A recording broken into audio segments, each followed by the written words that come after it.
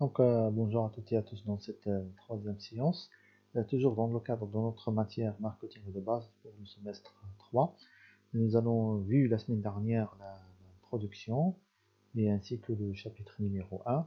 Dans ces deux axes, c'est-à-dire à savoir l'introduction du chapitre numéro 1, nous avions essayé de voir l'ensemble des éléments de base, d'accord, ainsi que l'historique de lancement, ou bien de l'émergence du concept marketing. En ce qui concerne cette séance, nous allons la consacrer au marché et ses composants. Donc, chapitre numéro 2, le marché et ses composants. Le plan de ce chapitre va se dérouler comme suit. La définition du marché, tout d'abord pour comprendre de quoi on est en train de parler. Les typologies du marché comme deuxième point. Nous allons voir les caractéristiques du marché, l'environnement, ou bien les environnements dans lesquels évoluent les marchés, et l'analyse de la concurrence. Alors, pour définir le marché dispose de deux définitions. La première, c'est une définition qui est dite économique, que vous connaissez, que vous avez eu l'occasion de la voir, ou bien de voir dans l'introduction à l'économie, ou bien dans le cours de microéconomie. Les économistes définissent le marché comme étant un lieu de confrontation entre l'offre et la demande. Par contre, cette définition ne met pas l'accent sur certains éléments qui sont importants pour le côté commercial ou bien mercatique. D'où la définition mercatique ou bien commerciale du marché. Alors cette définition définit le marché comme étant un ensemble de vendeurs et d'acheteurs concernés par l'échange d'un bien ou d'un service. Alors toute personne, groupe de personnes qui sont concernées par l'échange d'un bien ou d'un service sont considérés comme étant des éléments constituant donc un marché. Donc l'ensemble des vendeurs et d'acheteurs, un ensemble de vendeurs et un ensemble d'acheteurs. Cette définition n'a pas mis l'accent sur le lieu, elle n'a pas dit c'est un lieu. Pourquoi? Parce que les spécialistes en marketing savent très très bien que le marché ne peut pas être lié à un espace. Donc là où il y a des vendeurs et des acheteurs, on peut le considérer comme étant un marché. Et ce qui intéresse le plus les marketeurs dans la définition du marché, ce n'est pas les offreurs ou bien les vendeurs, ce sont les acheteurs. On s'intéresse le plus dans l'analyse du marché sur les acheteurs. Donc les acheteurs sont toutes personnes qui consomment ou qui sont susceptibles de consommer notre produit. Alors les gens qui consomment maintenant ou bien qui peuvent consommer dans le futur. Très bien. Alors en ce qui concerne les différentes typologies des marchés, pour montrer les différentes typologies, on va se baser sur trois critères. Le premier critère, c'est la nature du produit vendu. Le deuxième critère, c'est la dimension géographique. Et le troisième critère, c'est le niveau d'analyse. Alors si nous prenons le premier critère, la nature du produit vendu. Comme vous savez qu'un produit peut être un bien ou un service. Donc le terme produit concerne les biens et concerne les services. Un bien, c'est un produit qui est tangible, matériel, que je peux toucher. Par contre, un service, c'est un produit qui est immatériel, quelque chose, une prestation que je ne peux pas toucher, que je ne peux pas stocker. Donc on dit le marché des biens et le marché des services. Le marché des biens, tout produit qui est tangible, quelque chose que je peux toucher physiquement, d'accord? Par exemple un smartphone, quelque chose que je peux toucher. Et le marché, comme par exemple les voitures, les ordinateurs, l'électroménager et ainsi de suite. Par contre, vous avez un autre marché qui est dit le marché des services, qui se compose de produits vendus et ces produits-là sont immatériels et n'ont pas le critère de tangibilité, à savoir le service bancaire. L'exemple dit le marché bancaire, le marché des touristiques, par exemple les agences de voyage, les transports, les hôtels, ce sont des marchés là où il y a c'est-à-dire des consommateurs, des acheteurs de services, et bien sûr les prestations de services sont bien sûr immatérielles, d'où cette caractéristique de tangibilité liée à la nature des produits vendus qui nous permet de qualifier les marchés par des marchés de biens et les marchés de services. Vous avez l'exemple ici d'un smartphone qui est un bien, donc matériel, donc les marchés des smartphones, des mobiles, de la téléphonie mobile au Maroc, et vous avez le marché des des services. Et j'ai donné l'exemple de Glovo, cette entreprise qui a vu son essor ici à Agadir, je parle d'Agadir, vers le confinement, et qui offre un service de livraison à domicile. Donc le service de Glovo ne peut pas être considéré comme étant un bien, mais comme étant un service. Alors j'attire votre attention sur le fait qu'un produit peut être un bien ou un service. Les banquiers, par exemple, disent les produits bancaires. Les produits bancaires, par exemple une assurance, un compte bancaire. Et si vous analysez la chose, vous trouvez que ce sont des services. Alors le produit peut être un bien ou un service. Il peut être un bien ou un service. Alors, le type de produit vendu. Deuxième des choses, la dimension géographique. Alors, pour la dimension géographique, on part du marché local, marché national, régional, national et international. Pour le marché local, par exemple, les produits qui sont produits localement, comme les produits terroirs, l'huile d'argan, les dattes, c'est-à-dire tous les produits qui sont d'origine locale, par exemple dans la région de Massa, j'ai mis des produits terroirs qui sont connus, ils sont vendus dans le marché local. Le marché local. C'est vrai, il y a des produits qui ont été exportés vers l'étranger, mais ce sont des produits qui sont connus le plus au niveau local. Donc, vous trouvez leur vente dans, c'est-à-dire l'espace géographique là où ils sont produits. Si vous prenez par exemple le marché des fruits et légumes, c'est un marché qui est régional, parce que le marché régional, dans la région, le marché des fruits et des légumes ici, le gros d'Inzgan, il livre, c'est-à-dire les produits, les fruits et légumes pour toute la région de ce Smassa, parfois même pour plusieurs régions donc, du Maroc. Donc c'est un marché qui est régional, un grand marché, d'accord, là où toute la région s'approvisionne. Vous avez le marché national, comme l'ONCF, par exemple, l'ONCF pour cet transporteur ferroviaire qui offre un service, pour lui, donc, il s'intéresse au marché national, il ne s'intéresse pas au marché local, au marché régional, parce que l'ONCF est relié entre les villes. Donc entre les villes, automatiquement c'est un marché national. Les grandes entreprises et les multinationales qui ont c'est-à-dire des succursales partout dans le monde et qui offrent leurs services partout, on dit qu'ils opèrent dans le marché international. Là où il y a c'est-à-dire des consommateurs de tout genre et de tout type. Si vous prenez le cas de McDonald's, et si j'ai pris cette multinationale de fast-food, son marché, c'est un marché international. Il ne se concentre pas que sur le marché américain. Sur le marché européen, américain, africain, asiatique, c'est de suite. Cette entreprise est présente partout, comme le cas de Coca-Cola, qui est commercialisé partout dans le monde. Donc le marché de cette entreprise, c'est un marché dit international, et non pas local ou régional ou national. Le troisième critère pour les typologies de marché, c'est le niveau d'analyse. Alors là, est-ce que vous analysez en termes de marché réel ou en marché potentiel? Le marché réel, c'est le marché qui est composé des personnes qui achètent des produits. C'est-à-dire le marché réel, là où il y a des consommateurs qui achètent réellement vos produits. Et le marché potentiel, c'est le marché que vous ciblez. C'est-à-dire le marché dans lequel il y a des gens qui ne consomment pas encore et qui n'achètent pas encore votre produit. Donc le marché réel ou actuel, c'est les ventes effectives, les ventes réelles, et qui est mesuré par le volume et la valeur des ventes effectives des produits, des ventes que vous effectuez réellement pendant une période d'année. Par contre, période de temps, pardon. Par contre, pour le marché potentiel, c'est les ventes maximales que vous pouvez atteindre une fois vous arrivez à écouler votre produit sur le marché que vous ciblez. Par exemple, une entreprise qui produit l'huile d'argan ici dans la région de Sousse, elle peut l'exporter en France, et comme elle peut l'exporter par exemple dans tous les pays de l'Union européenne, s'il y a des consommateurs intéressés. Ici, cette entreprise n'a jamais exporté son produit vers les États-Unis d'Amérique. Pour elle, c'est un marché qui est dit potentiel. On peut exporter et vendre aux États-Unis. Donc le marché américain, si on n'a pas encore eu l'occasion de faire parvenir notre produit vers ce marché-là, on dit que c'est un marché qui est dit potentiel.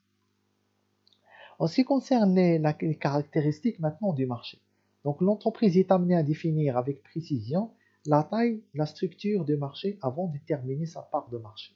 Alors la taille du marché, la structure de marché et la part de marché.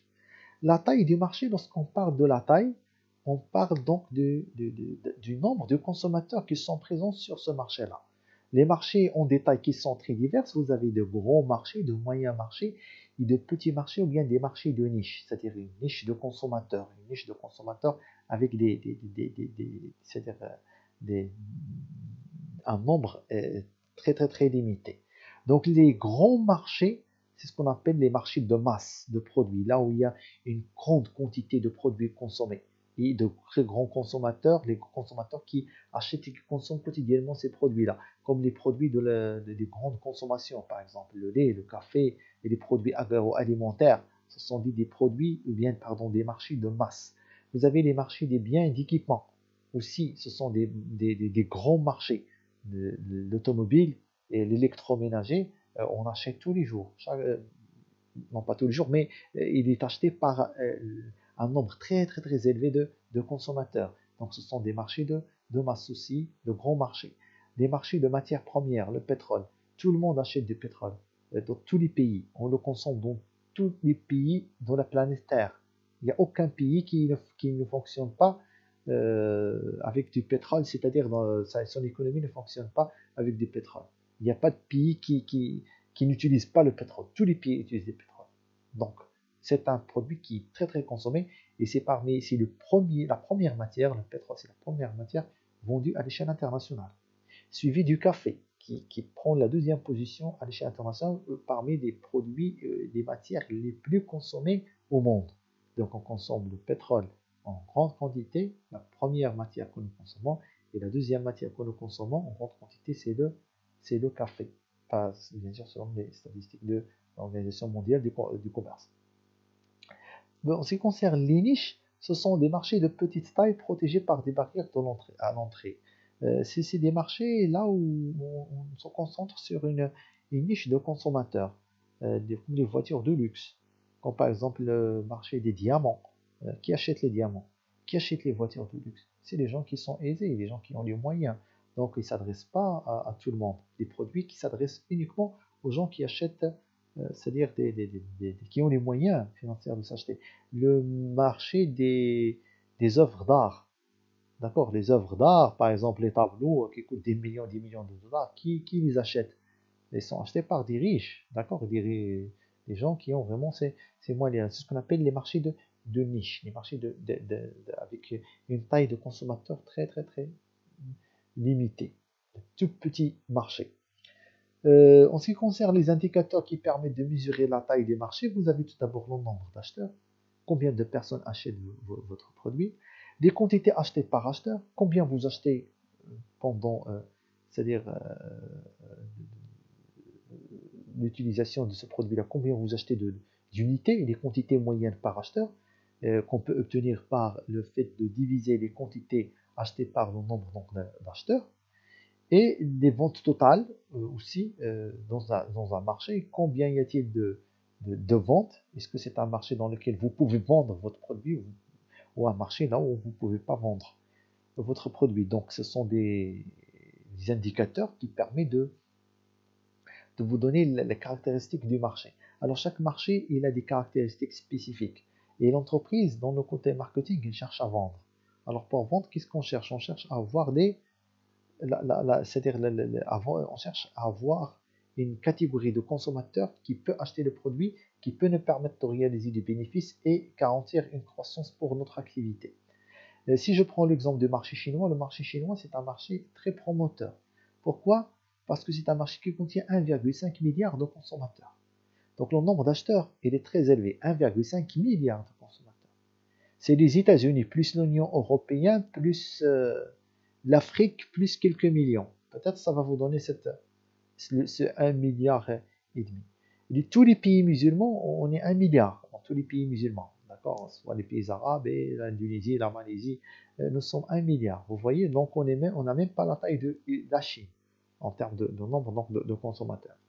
Donc le marché chinois, si vous arrivez à vendre des produits à demi-milliard, c'est-à-dire ça dépend du type de produit que vous voulez vendre, Ça permettra de réaliser énormément donc, de bénéfices, énormément de croissance. C'est pour ça que c'est un marché qui est très attractif. Très attractif. Les ventes totales donc qu'on peut avoir en divisant le nombre d'acheteurs, euh, on va le multiplier par la quantité moyenne achetée, c'est-à-dire la quantité achetée par un consommateur divisé par le nombre d'acheteurs. Et voir est-ce que c'est un marché là où il y a trop de produits vendus ou pas. Quatrième indicateur, c'est le taux de pénétration. Ce taux de pénétration correspond au pourcentage d'acheteurs potentiels ayant acheté au moins une fois pendant la période de référence considérée. On prend parfois c'est-à-dire en considération la capacité de l'entreprise à, à attirer les clients. Alors, ça veut dire quoi le taux de pénétration? Lorsque vous rentrez dans un marché, vous commencez à écouler votre marchandise, essayer de la vendre. Si vous voulez acheter, c'est-à-dire évaluer c'est-à-dire les caractéristiques de votre marché-là, ce marché que vous ciblez, il faut voir combien de consommateurs qui n'achetaient pas votre produit avant et qui ont commencé à l'acheter maintenant. Alors, il correspond au pourcentage d'acheteurs potentiels, les acheteurs qui n'achetaient pas, et qui ont par la suite acheté au moins une fois pendant la période de référence considérée. Là, vous prenez par exemple la période que vous voulez, 3 mois ou 4 mois ou une année, ça dépend. Donc la période de référence est de 3 mois pour les produits de consommation de masse, un jour pour les journaux, un mois pour les magazines, ça dépend donc du type de produit. Supposons une entreprise chinoise veut exporter un smartphone au Maroc, euh, ou bien plutôt, je vais vous donner un autre exemple qui est un peu plus simple à expliquer. Les entreprises, par exemple, de télécommunications, Inouï, Maroc Télécom et Orange, opèrent dans le domaine de télécommunications et le marché du GSM au Maroc, il est composé de 90% du prépayé, c'est-à-dire les gens qui utilisent ce service-là ne sont pas des abonnés, ce sont des gens qui utilisent les cartes prépayées, c'est-à-dire des recharges. Et 10% uniquement sont des abonnés. Donc les 10%, c'est peu, c'est pas bénéfique pour les entreprises. Parce que ce qui est vraiment rentable, qui rentabilise la chose pour l'entreprise, c'est les abonnés. Alors, si on a 90% de personnes qui ont c'est-à-dire qui achètent des cartes prépayées, qui rechargent à chaque fois, on peut les inciter à adhérer vers des abonnements en leur accordant certaines offres. Par exemple, supposons l'une parmi ces entreprises avait lancé un nouveau produit qui est un abonnement euh, à 30 dirhams. C'est d'exemple. Le taux de pénétration, c'est le pourcentage des Marocains qui ont adhéré ou bien qui ont acheté cet abonnement-là et se sont abonnés alors qu'avant, ils n'étaient pas abonnés. Pendant la période de référence, à savoir que si l'entreprise va fixer cette période, à elle de choisir, d'un mois, 2 mois, 3 mois, ça dépend.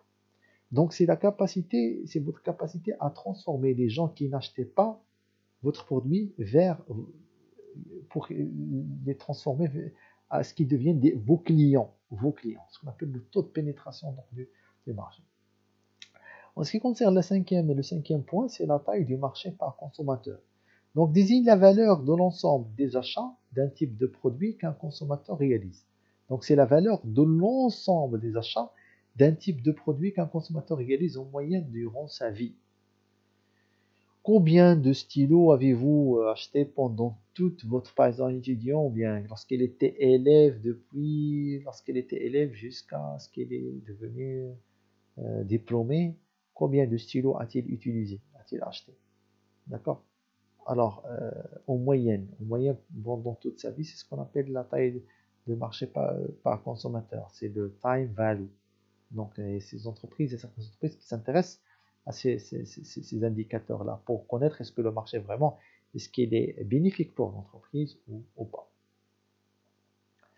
Deuxième point, c'est la structure de ce marché. Les marchés n'ont pas tous la même structure. Il y a des marchés ouverts dans lesquels l'accès il est facile. Je peux intégrer le marché et commencer à vendre mon produit. Vous pouvez facilement créer votre page Facebook et commencer à vendre vos produits. Des articles, des produits fabriqués chez vous. C'est pas, il y a plein de pages Facebook actuellement qui offrent des services, nettoyage à domicile, des recettes préparées et qui vous seront livrées sur commande, et ainsi de suite. C'est un marché qui est ouvert. Par contre, si vous voulez fabriquer une voiture, ça c'est autre chose. Donc c'est un marché qui est fermé.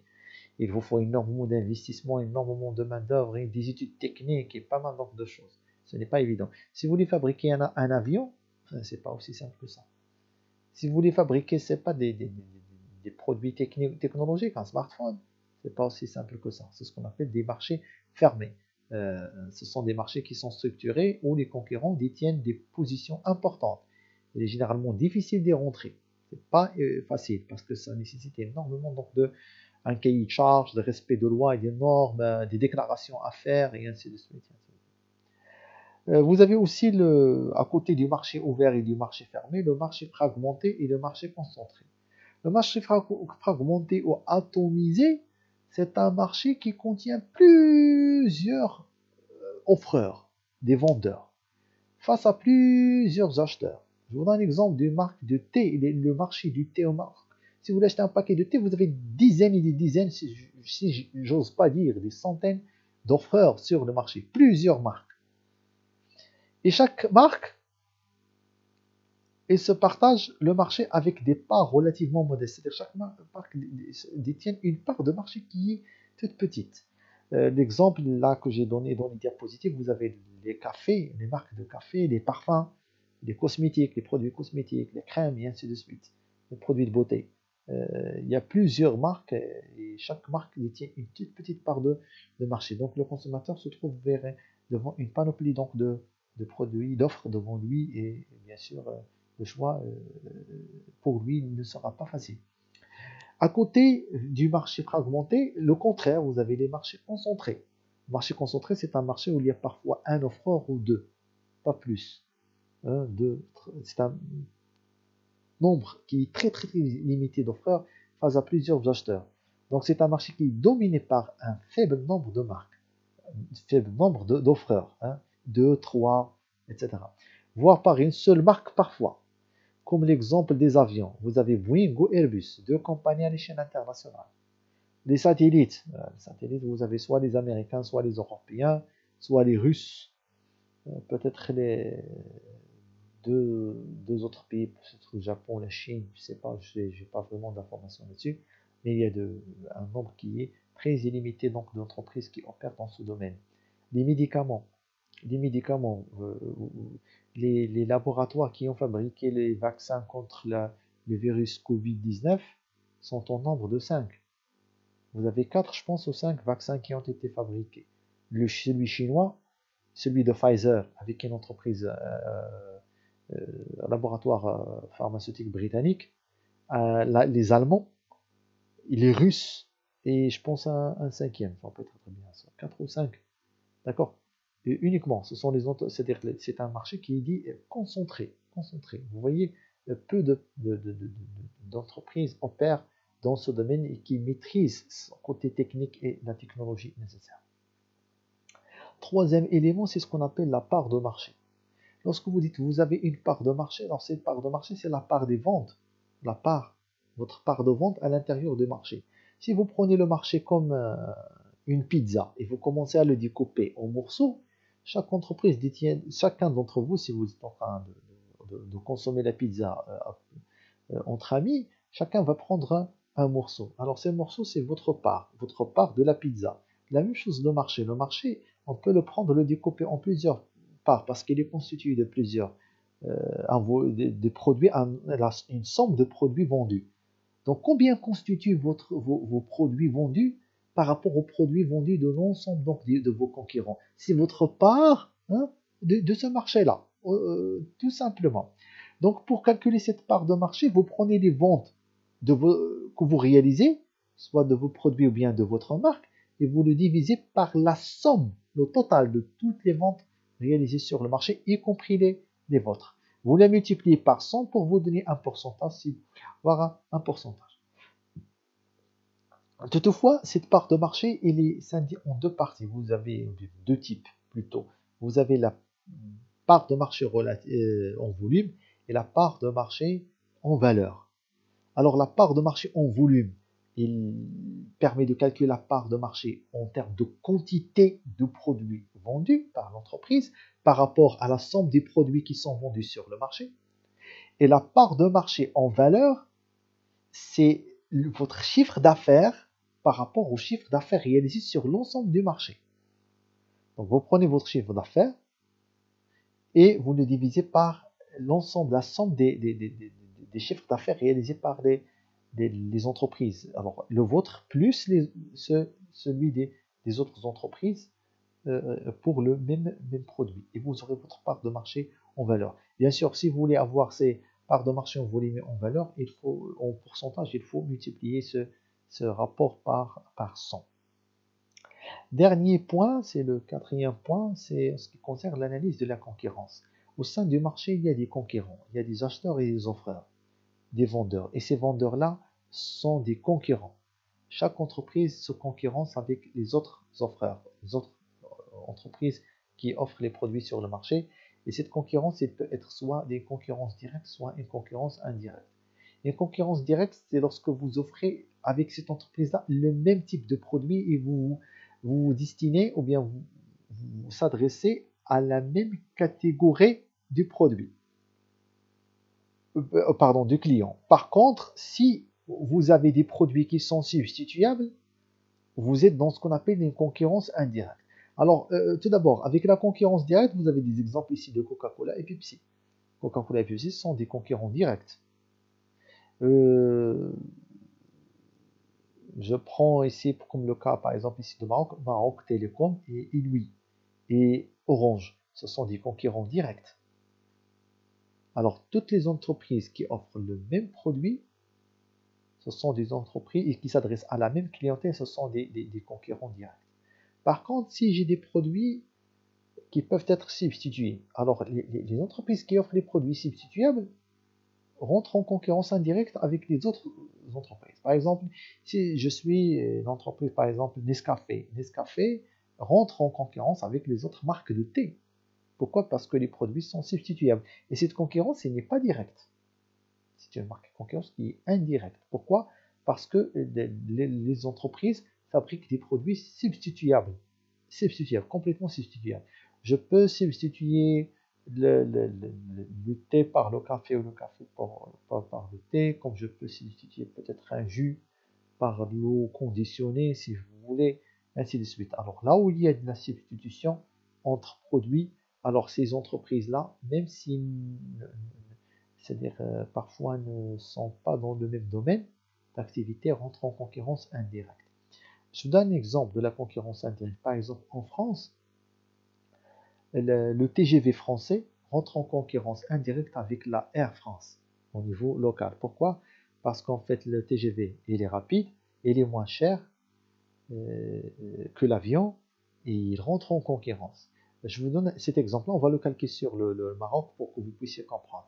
Supposez qu'un jour, Inch'Allah, dans le moyen terme, puisque le projet il est en cours de réalisation, en cours d'étude, on aura un TGV qui va relier Agadir vers Casablanca. Alors, ce TGV-là va rentrer en concurrence avec une ligne de Royal Air Maroc reliant Agadir à Casablanca. Alors, comment? L'avion parcourt la distance de 500 km entre Agadir et Casablanca en 1 heure. Le TGV va la parcourir en 2 heures et demie, à titre d'exemple. En termes de temps, l'avion l'emporte. Mais il ne faut pas oublier que pour partir, tout d'abord, le billet d'avion il est plus cher.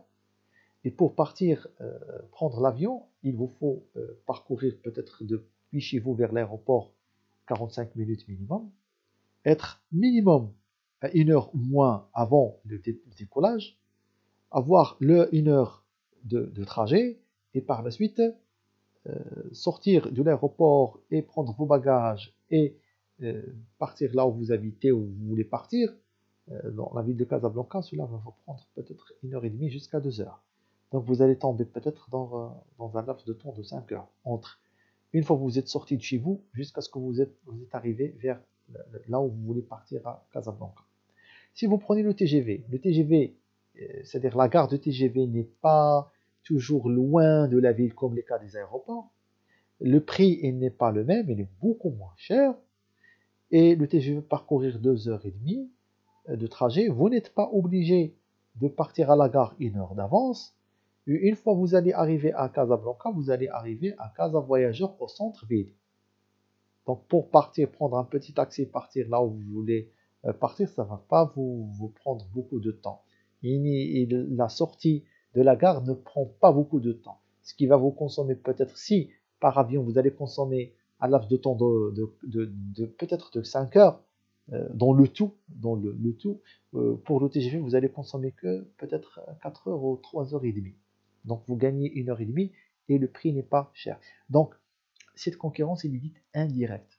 Indirecte. Donc je peux substituer l'avion par le TGV, comme je peux substituer le TGV par l'avion. Donc nous sommes arrivés à la fin donc, de ce chapitre.